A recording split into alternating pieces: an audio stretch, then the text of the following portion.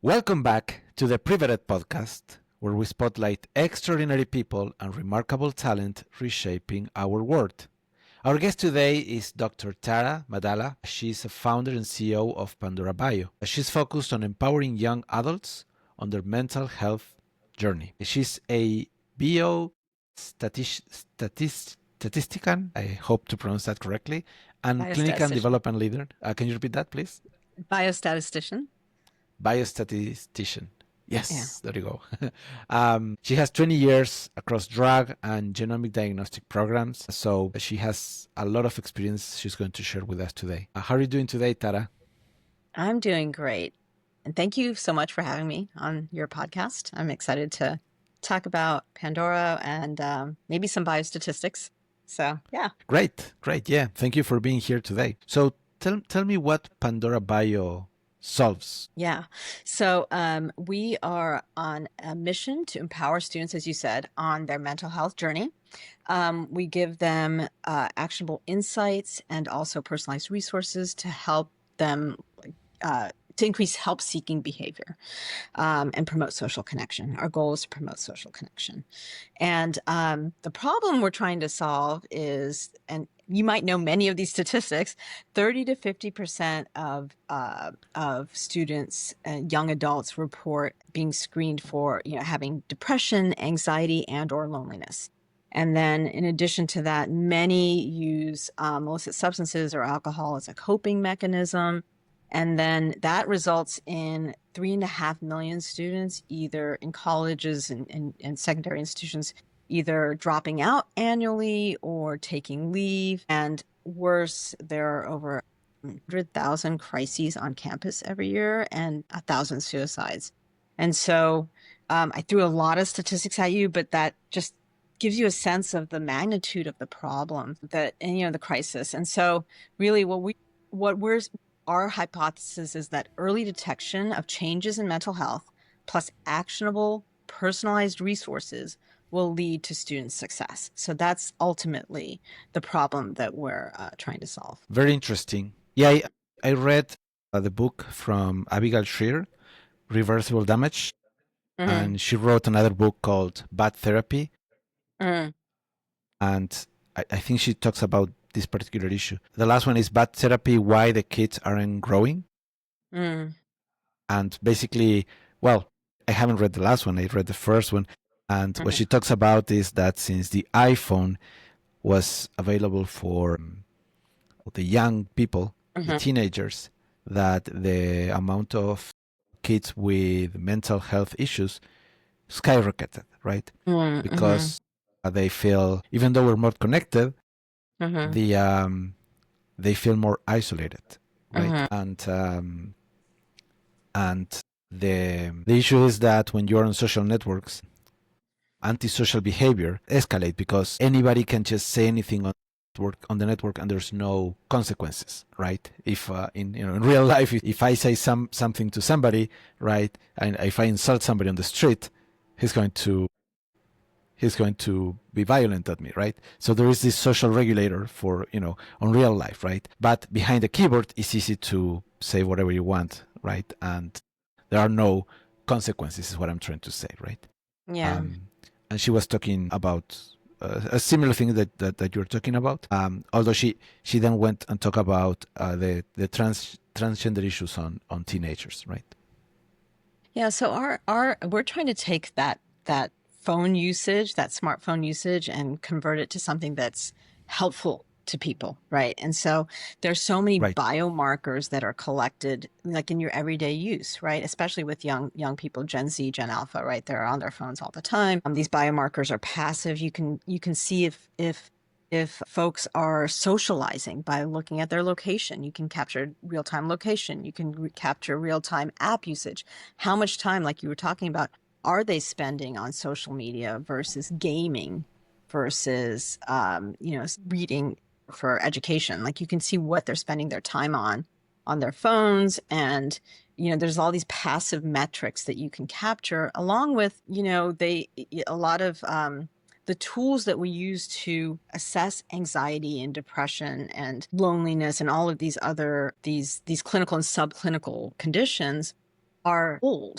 They're a couple of decades old, and they're on paper, or maybe there's an electronic form, but they're not the way that we all, I would say definitely Gen Z and Gen Alpha think about processing their emotions, right? We use emojis all the time. Why not use an emoji-based type survey to, like a daily check-in to assess how people are feeling? So we take these passive data elements, like I described, like location and app usage and voice biomarkers. They do voice journaling, so changes in voice are indicative of have been shown to be indicative of depression and anxiety. So taking these passive biomarkers along with the way that people interact with their phones to process their moods and habits and behaviors through surveys, like daily quick check-ins, I would say. Take all that information and put it into algorithms to help make sense of that data, and then create these nudges to students. Like, you seem like you're more anxious than usual. You might want to consider these resources. And then we pair that with resources that are clinically vetted, because also tied to what you were talking about is a lot of noise in terms of getting recommendations and getting help, right? And misinformation and bad information. So we pair that with clinically vetted resources that aren't necessarily like a clinician and therapist, but other resources that maybe will prompt someone to start to get help. Maybe it's an Instagram support group that's a clinically viable Instagram support group, or a peer support group that's on their campus, something that maybe that helps them take the next step that they feel is right for them. Right. Because Yeah. the issue with social networks and most apps is that the incentives that they have are negative for us as users, right? Yes. Yeah. Netflix doesn't want you to do exercise; they want you to watch more TV, right? Tinder doesn't want you to find a long-term relationship. They want you to date more often, right? And all the social networks want your attention, Yeah. and all means to that end, right? So that doesn't want you to be emotionally healthy, right? Doesn't care about your mental health, right? And I'm painting all the social networks with a white brush, right? But they don't have the incentives to do that, right? Actually, when there is negative comments, and people start arguing on the social networks, right? That actually is beneficial for the social networks because they have more attention to it, right? Yeah, and then on the other hand, when you see the parents, concerning parents, they have an unbalanced battle, right, with these social networks, because how many resources a parent could have versus the millions of dollars that social network would have to grab the attention of the teenagers, right? So where does teenagers seek for advice? On TikTok or whatever, and then what they get is not scientifically vetted, right? Many of those resources are not scientifically vetted. Yes. There is a losing battle for the parents because all these social networks companies, they are designed to grab the attention of the kids, and they spend millions of dollars on research for that, versus what tools do we have as parents, right, to kind of fight this. What you're describing Pandora Bio can do is, empower parents to have better tools, right? Well, actually, I was just about to say, it's to empower individuals. So we're starting with young adults. So we're starting with the Right. users being students on college campuses, and the payers are the colleges themselves. They offer it as a subscription service, we offer it as a subscription service, and then they offer it to all their students to use. And the goal is to empower the students themselves, because they're at a time in their lives when they are losing the social support connections they once had by going off to college. They're also trying to empower, they're at a time when they're learning about their identity in themselves, and they're wanting to make a mark for themselves, right? So they want to feel empowered. And you oftentimes see a lot of students really focusing on their physical health, and health is physical and mental health. So our hypothesis is that students will want to learn more about themselves and the changes in their own mental health, and we would give them only this end user the information, the individual information, because a lot of this also relies on them self-reporting their moods and their behaviors. And they're going to be much more honest about the moods and behaviors if they know that all this data is used only for them and we don't share it with anybody else. We don't share it with their parents. We don't share it with administration on an individual basis. Ideally, in the future, and this is our plan in the future, is to go to the younger ages, high school and middle school. And that way, the goal is still to empower the individual, because a lot of times when, like in high school, I would say most high schoolers will want to keep many things private, right? And they don't want their parents to know. And so that's one reason we're starting with the young adult college space. And I will say that the administration, through this model, the school administration also does get value beyond helping to improve the mental health of their student body and avoid crisis on campus. They also get aggregated data to help them make decisions about programming, right? So let's say they find that, a certain, they understand how many, what percentage of their students have depression or anxiety, or are utilizing the campus resources, or maybe they want to have additional types of resources that have to do with social determinants of health, like maybe a food pantry, if they know that their students are struggling. So this is a way to help the administration also with their, deploy their resources more effectively. And then I think the other thing that the administration or the college also gets value in, that we've heard from counselors, is that for the college counselors, like, when you're talking about like community colleges, for example, they have breaks in between their semesters where they don't have services. So something like Meet Pandora could be used to reinforce the tools and techniques that were recommended by a therapist on campus during those breaks. Or even if there isn't a break, if someone's not being very compliant and they're like, I know for me, for example, when I get my physical therapy for my elbow and I don't do the exercises they tell me to do, I don't make that next appointment to go see the therapist again. And I'm sure all of us do that, right? And so this is a way to like nudge an individual with, oh, well, have you done those different therapies or tools? Have you used the tool that they've suggested for you? So there's a lot of value to having this be initially used in a college population. Right. Yeah. Right. I see what you're saying. Yeah. And because this is something that I've seen in the US and it's different in Latin America, that college kids, most of them move out of the home into college, right? Yes. Yeah. So they are outside of the family core, right? So they don't have that support that that they once had, yeah, that, with that their yeah, family that and once had. friends. Yeah. Right. And Friends are huge. moved to a college in another state, and now they are completely alone trying to figure out how to become adults while they're studying, while they're and it's a difficult stage, right? In Latin America, families are more attached to the kids, so they don't let them go into the adventure, in a way. They do more, continuous checkups, and it's an exception, kids going out of college to another state. Okay. Most of them, they stayed at home, right? Mm-hmm. And that provides them a more support, right? There's also the fact that there is no college campuses, or not as many as in the US. So basically, if they move to another state, they have to get rent. They have to rent a house. They have to. There's so many things that they need that the dependency, not only on the economical but on the emotional side remains. They even though they're far away from the home, they're still very deeply connected emotionally, and they still have that level of support, right? And I could argue that sometimes Latino mothers would overstep. They would not. The issue for these young adults will be more to set boundaries for their parents, because they will be overly involved on their kids' life, which at a point is good, but eventually they need to be able to be by themselves, right? So anyway, yeah, it's a different dynamic.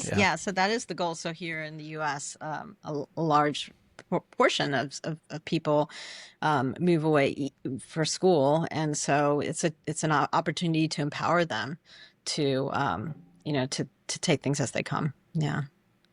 Right, right. So I can see how Pandora Bio would help them have that level of support, right? Yeah.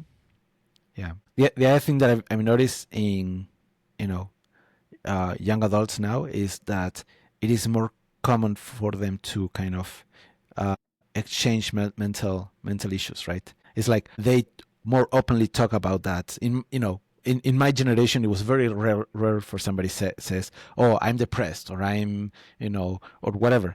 It was more of a private matter, right? People will be more ashamed to share that, and now people are more open to share those type of things. And it's kind of like they collect mental health issues, right? Oh, I have two, you have three. No, it's kind of like Pokemon. You gotta catch them all, right? Which is a sad, it's a sad picture. Yeah, that was one of the surprising things that we found as we were researching and then deploying Meet Pandora at colleges. There always is this idea that there's stigma around mental health, and that's why. So there's a statistic that I think it's about 60% of those who have one or more mental health conditions don't seek help. That statistic is quite high, and there's a Healthy Minds. It's called the Healthy Minds survey that surveys college students, and from that, it said that the majority of those students don't seek help, not because of stigma, but because they feel like their friends are worse off than they are, and they don't want to take the resources up for someone who needs the resources more than they do. And Oh, so again, that's another way that we feel like we can help at Meet Pandora, because we're identifying for them, we're giving them those nudges, because we are seeing through all this data collection and the algorithms, we can give them a nudge to say that, in fact, maybe it is time for you to take that next step, right? That next step doesn't have to be the scarce resource of a on-campus therapist. If you're not ready for that, it can be something that feels right for you. And we assess what's right for them when they first get onto the Meet Pandora app. So when they first onboard, we ask them, when the time comes, if you would like to get personalized resources, do you want personalized resources based on your sexual identity or gender identity, or your sexual orientation, or your race, or your religion? Do you want something to read? Do you want a video? Do you want a peer support group? Do you want to meet in person with people? Do you want to meet online with people? Those kinds of things, so that when they do get that flag or nudge, then we're pairing it with only 3 resources at a time. And those resources get updated with changes in the mental health, and also if they change their preferences. But really, it's always 3 resources, because we don't want to overwhelm them with choices, because that's another thing, right? You can get overwhelmed with choices, and that causes inaction. So the idea is one that's, and there's always one resource that's local, and usually it's a campus specific resource, but it encourages them to have options and be able to take that next step that feels right for them. right, right. Yeah, I've seen people doing that. They get freezed by too many options. Yeah. Very interesting. I wouldn't thought that young would not seek help uh, by thinking that they will take resources that will help other people, right? And they don't oftentimes know that what they're experiencing is worthy of reaching out, right? They might be underestimating the effect of what's happening or how they're feeling. And Right, right. Yeah, this is a way, Meet Pandora is a way to put that into context for them. yeah. Because I've seen that there's been this trend of normalization of mental health issues. It's Yeah. normal for us to have them, right? And Yeah. and I don't think that, and that's the perception that they have, but I don't think that should be the case, right? Yeah. Yeah. Yeah, but I can understand that they would not seek help, right? Yeah. I think that the other book from Abigail Schreider, what she was Mhm. talking about is the over dependency of youngs on therapy, right? So Mhm. they would not and I'm kind of paraphrasing what I remember of what I kind of Okay. read about the book, so probably I'm saying it wrong, but what she was stating was that the overdependency made that they would not make decisions. So for any important decision, they would they would seek help to make the decision on therapy, right? Mm. Which is, an unhealthy habit, right? So I can see how Pandora would help them identify their issues, but also give them the resources to figure out by themselves, right? And then seek help when when they reach a threshold level where they actually need help, right? Yeah, and the idea is, we talk about early detection a lot Right. at Meet Pandora.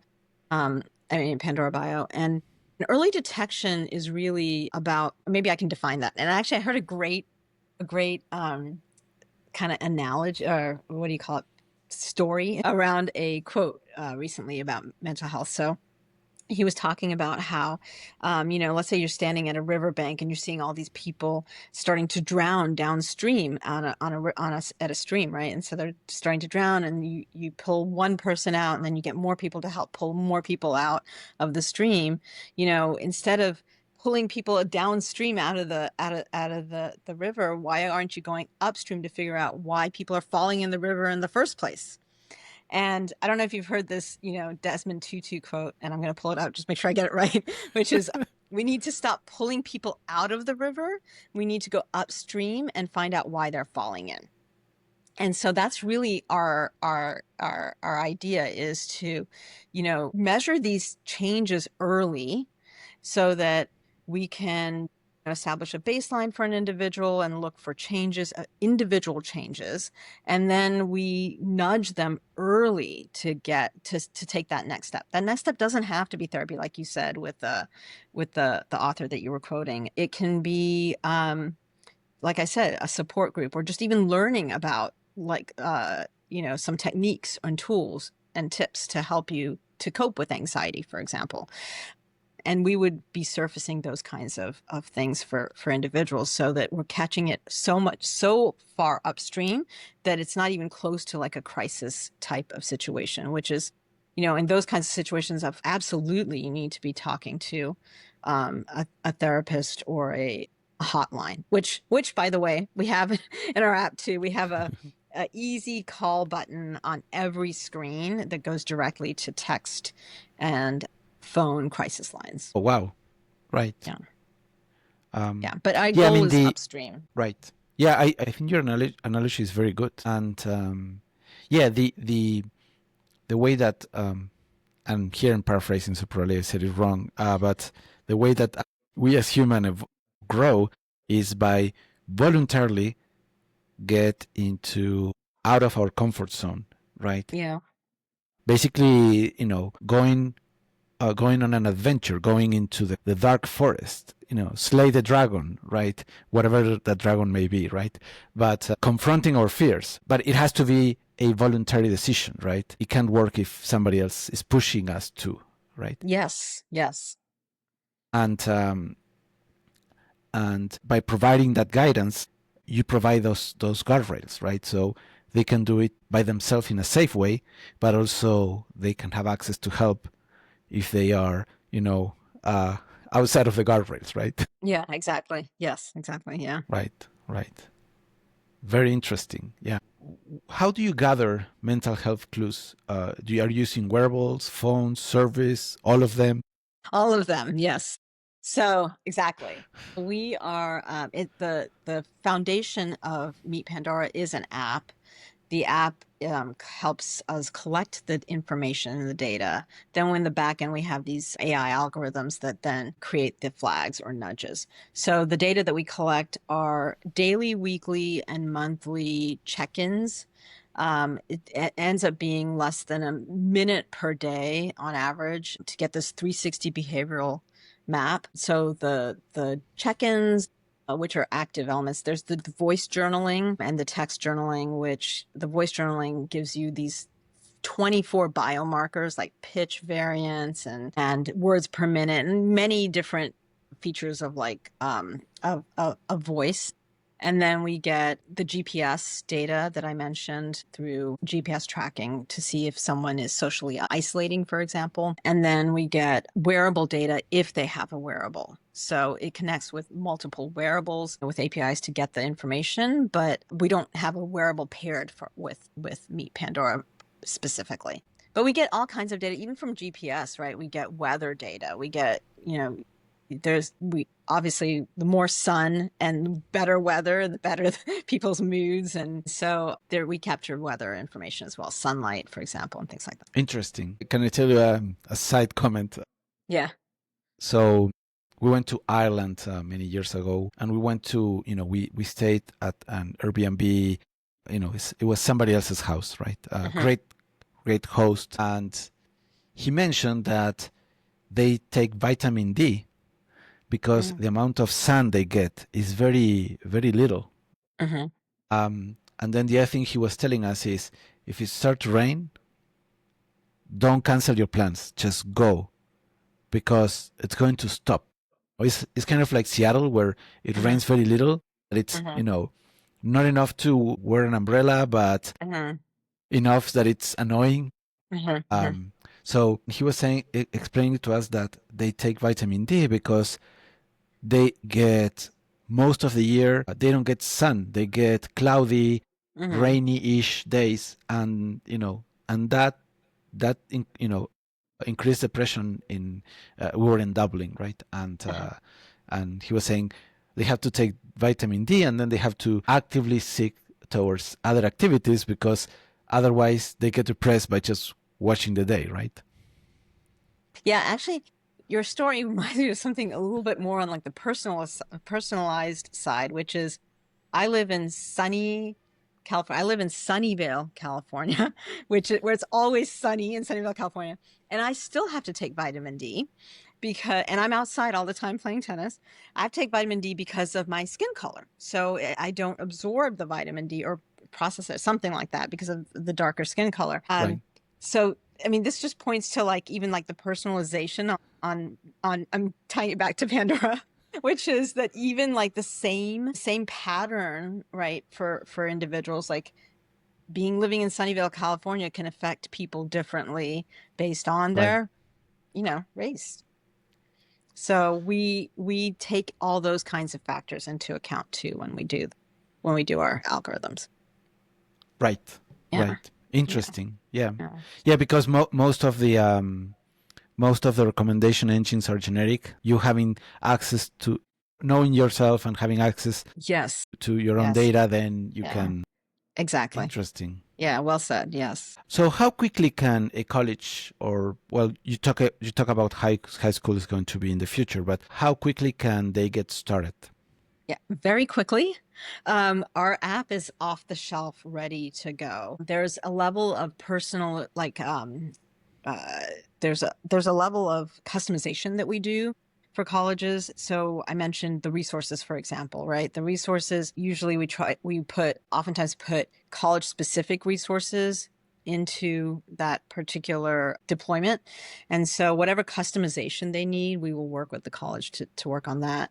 The ideal time for a student to start on Meet Pandora would be the summer before they enter college.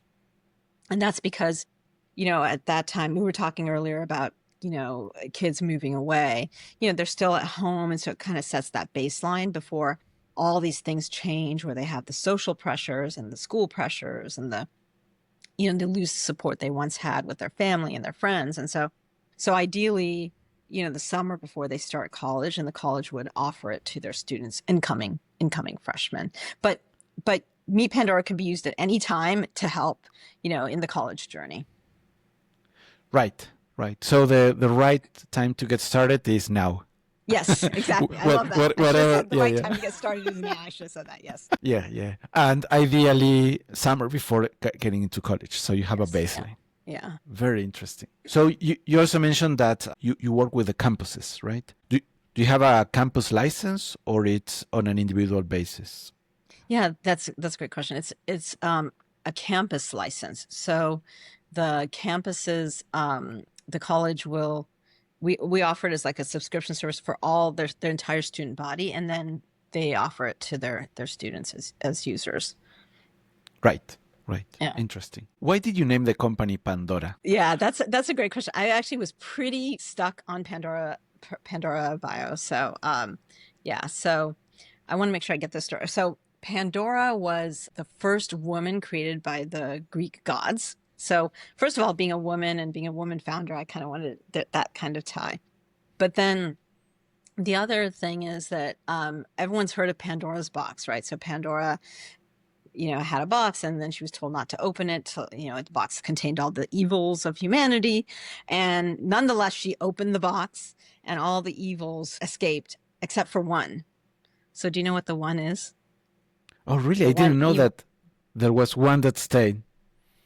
Yeah. So do you know what the one evil is? No, I'm trying to think because I read the stories, but I don't remember. Okay. All right. That's okay. A lot of people don't. Okay. So the one evil, well, I don't even know if I would say it's an evil, right? So the one thing that was left in the box was hope. And hope is the antidote to despair. And it moves us to act even when the outcome is uncertain. And that's our goal at Pandora, is to, unlock the box and let hope out to help people act even in uncertain times. I love it. Yeah. I didn't know that hope was the only one that stayed. I Left in the box. I didn't remember. Yes. Left in the box. Very Well, now interesting. Yes. I always thought about Pandora's box, but yeah, Pandora, the box has an owner, which is Pandora, right? Which kind of makes sense. And it's funny. A lot of people think of Pandora's box as being a negative thing. Like, let's not open Pandora's box. But if we open it now, we can unlock hope. Right. And with hope, there's everything, right? Yeah. Well, hope is the antidote to despair. And so that's our goal. Yeah. Right. And the other thing which kind of goes to hope that this reminds me is to try to aim to do a little bit better every day, right?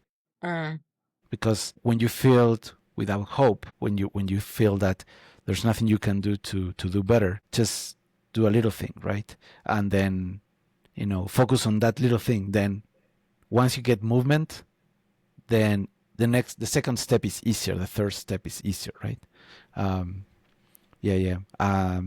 There was a phrase that was related to that. How do you do a 10,000 miles journey, right? By one step at a time. Yes. Yeah. And that step looks different for everybody, right? And that's why we're providing options, because everyone needs to do what feels right for them as that first step. Right. Yeah. Right. So is Pandora Bio available for the general public as well? Right now, it's not. We are planning to get into the Google Play Store and Apple Store, App Store in the next month or so. So it could be available to others as well. Yeah. Right. Yeah, because I can see how our goal is to work with colleges and get it out that way. Right. Yeah, because you only need to close one campuses to be able to help a lot of students, right? And it's also a tool for the campuses to provide help, right? Yes. Yeah. And I mean, our goal is to have 3 campus partners this year, so that we can help more students, and also, the more data that gets fed into the algorithms, the better the algorithms get as well. And so we can help more students. Very nice. And you mentioned that you're planning to get 3 campuses this year. What other milestones do you hope to reach this year? We're also applying for an SBIR grant. It's called a Small Business Grant from the NIH. And the goal would be to do further studies by enrolling students to meet Pandora, so that we can, again, collect more data to make those, to improve the experience for users, as well as, get better flags and nudges. So that's our goal. The 3 for this year. And this year is half over. Half over, yeah. It almost feels like Halloween. And I know it's far away, but almost. Well, the stuff is in the stores for Halloween already, so you're right. Yes, that's right. I mean, they get ahead. Yeah, it's earlier every year. Yeah, yeah. I mean, I just need to remember here in Mexico in December, grapes go skyrocket for some reason. People buy grapes for Christmas, so they go really high on price. So I have to stock grapes In the in freezer. in in the yeah in November. But then in January they're super cheap because they're overstock. That is a fun fact I never heard of. Yeah, this happens particularly in Mexico. It doesn't happen in other parts of Latin America. Yeah. So I'm Argentinian and I moved to Mexico 17 years ago. Yeah, and it is one of these little quirks like this that I found interesting. And what I miss the most, is the food, right? Because on Christmas or other special occasions, you have, special, special meals all Mhm, around, right? mhm, And you feel that becomes normal, right? mhm. So um, in July in Argentina we have chocolate for whatever reason, hot chocolate, because July Mhm. is summer in Sunnyvale Right. but winter in Buenos Aires. So there's this tradition where every school gives you a hot chocolate, and so again, it's I try with different chocolates here in Mexico, where Mhm. is the country of the chocolate, right? But Yeah. it's a different flavor, so it's not the same, right? Yeah. I think Mexican chocolate has cinnamon or something in it. Yes, Yeah. they yeah. They put sugar to coffee, which I don't like. They Mm. put not cinnamon. They put cane sugar Yeah. on the coffee. So Mm. yeah. Mm. Anyway, it's I get used to that, right? But I do miss I do miss those type of things. And then alfajores, which is a sweet from Argentina. That is, it has dulce de leche in the middle, and it's oh so delicious, right? It's Sounds this delicious. it's this childhood sweets that Mhm.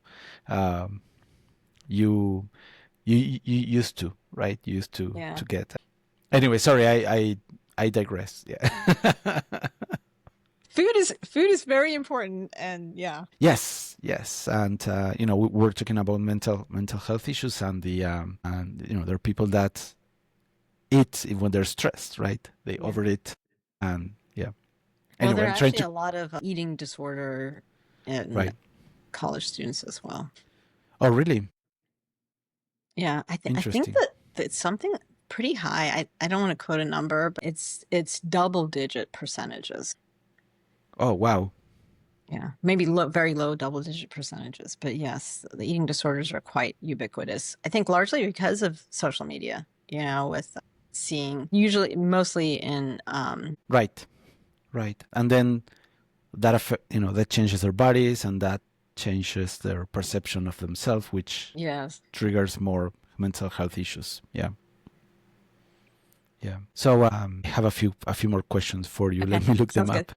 Yeah, great. You talk about early detection, right? And you Hmm. you talk a little bit about that early. Can you expand on the early detection in mental health, and how? Well, you talk about how Pandora Bio is helping, but Hmm. can you expand a little bit more on why it's important to have an early detection?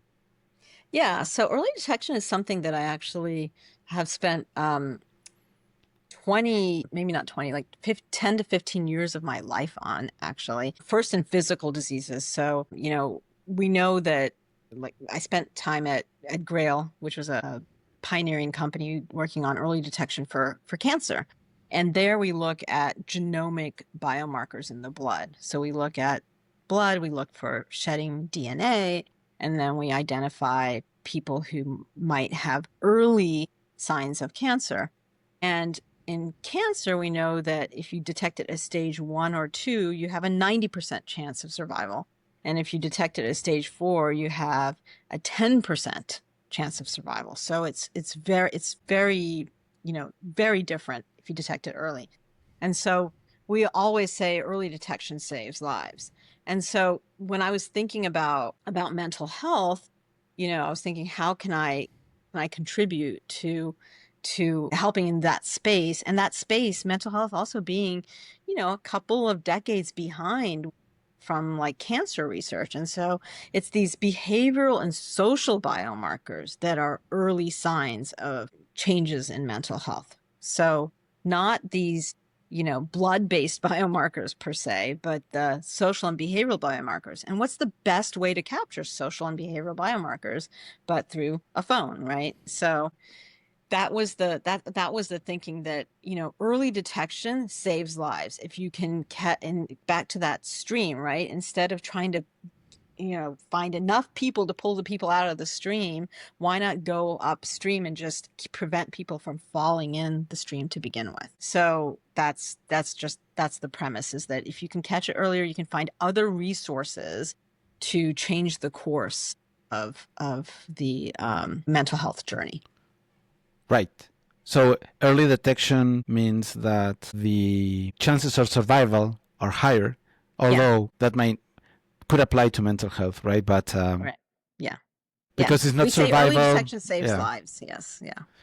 Early detection saves lives. Yes. Then the recovery time is shorter, and the permanent consequences, or any permanent damage, it could be smaller, right? It could be it could affect you less if you can detect it and work on it early.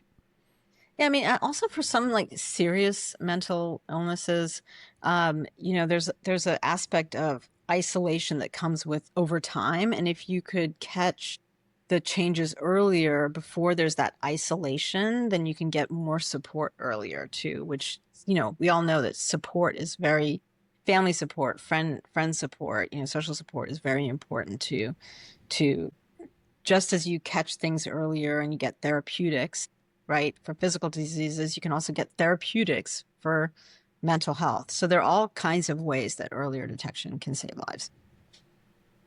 Amazing. How does your biostatistics background guide Pandora's bio strategy? Yeah. Okay, that's a great question.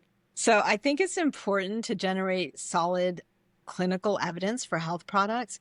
And a couple of years ago, Tom Insel, you might recognize his name. He was the former head of the National Institutes of Mental Health. And he echoed this sentiment in an article where he said, you need to tell useful mental health tech from snake oil. That's a pretty bold statement.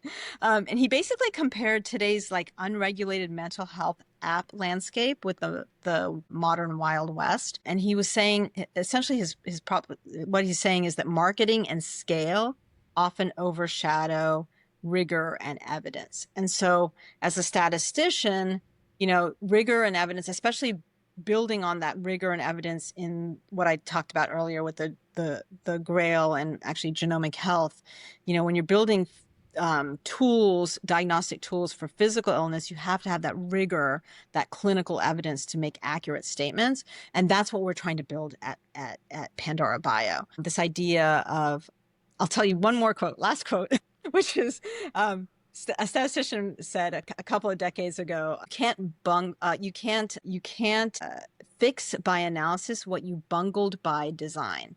And so we take that design first approach to making sure that all of the data that we're feeding into these algorithms are generalizable and free of bias and confounding, and really give accurate estimates of accurate information back to students. So I feel like there's a special place for biostatisticians in doing something like this. And so that's how the biostats background fits into this. Interesting. I didn't know that there is a lack of rigorous process as physical health issues, right?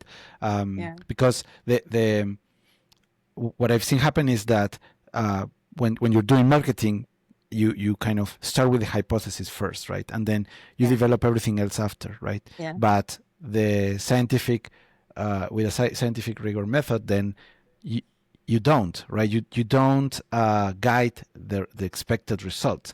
You rather prove it or disprove it, right? Yeah. Yeah, the scientific method. Yes. You have a hypothesis, and then you either prove or disprove it. And you want to put accurate information out there because it is health, it's mental health, and it's guiding what people do. Right. I think I have one last question, and we can wrap it up. Oh my gosh, where did the time go? Yeah. We're on the nick of time, so we have a few more minutes. What surprised you the most since you started Pandora Bio? I started Pandora Bio with several former colleagues who I'd worked with in the genomic diagnostic space and new people who I've met, and just their passion for this, for helping young people in their mental health and their creativity. And just, I think what surprised me the most is just how wonderful the team is actually working at Pandora Bio, and how we've all come together around a mission that we all believe in, and are, just the intersection of the different disciplines, and how, there's a saying about innovation happens at intersections, and bringing together people like the folks that I worked with in the past, who understand that, clinical evidence is key, and then working with psychology and psychologists and psychiatrists, and working with data scientists, and bringing all our expertise together to further a mission. So maybe their passion, that there's so many people that are so passionate about this. Wow, amazing. Amazing. Awesome. So thank you very much, Tara, for joining us today. And I'm really looking forward to see where you're going to take Pandora Bio next. Thank you. You and your team, of course. Shout out to the team. Yes, the team is critical. It's a wonderful team. Yes, because I think this is a very subject that will help a lot of people. That sometimes we have so much noise on the world about a lot of things, and we don't pay enough attention to our mental health. So I think you're in a very, very interesting mission, and I'm looking forward to see where you're going to go next. Thank you. Thank you very much. Thanks for having me on your podcast. Thank you for joining. Okay.